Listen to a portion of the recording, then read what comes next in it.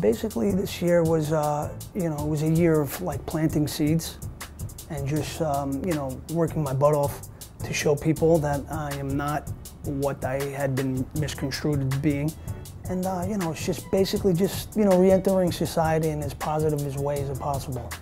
The first 3 years, you know, I spent in Rikers Island fighting the case.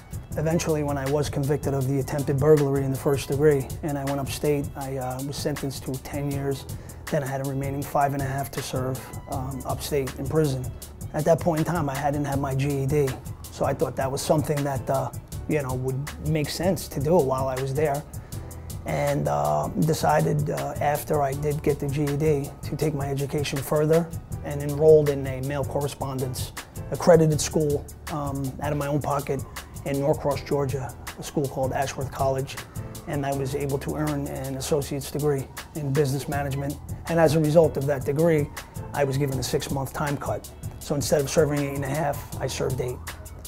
I can say that 9 years later, you know, I still think about that day every day of my life, and you know, and how I wish I could change its outcome. But in life, unfortunately, we can't do that. We can't live in the past or change things from the past, but we can learn from the past.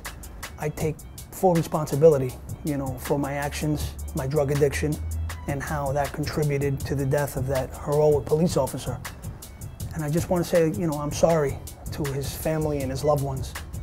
November 18th of this past year, I just celebrated 8 years. When you're in prison and all you have is that idle time and you're sitting around, you learn how to manage your emotions in a way where you cope. You just see through experience that as bad as something is, it always gets better.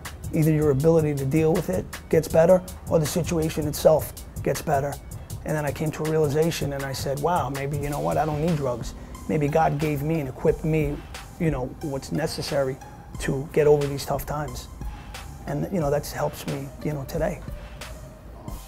I did a film called Monsters of Mulberry Street, which is in the film festival circuit right now. It's actually getting some attention, so thank God for that.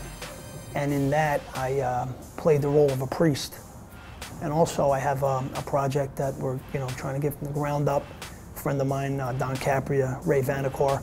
It's a project called Valhalla. It's a jail movie, but it's not what you think. The reason why I like it so much is because it's an accurate depiction of what being incarcerated is like. To any inmate or convict, the most important thing is their freedom, okay? And when they're inside, they have to figure out a way to get that freedom, and the only way to do that is by learning the law.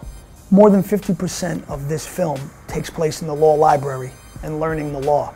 And when I read it, I said, wow, that's really the way it is. For more of the latest, greatest hip-hop news, be sure to see us on YouTube at youtube.com/hiphopwire. Again, youtube.com/hiphopwire. Thank you.